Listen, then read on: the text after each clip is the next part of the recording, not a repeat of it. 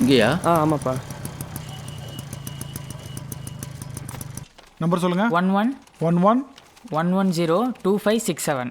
2567 கரெக்டானு பாருங்க. ஆ ஓகேவாப்பா?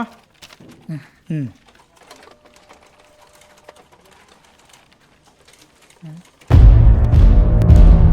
என்னப்பா? ஜெய்ப்பூர்னு போட்டிருக்குப்பா. ஜெய் ஹலோ, யாருங்க? ஹலோ, நான் அருந்தவத்தோட அப்பா பேசுகிறேன். சார் சொல்லுங்க சார்.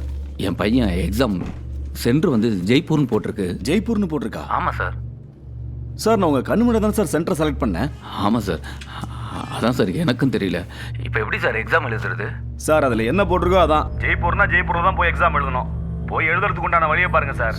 Sir sir hello.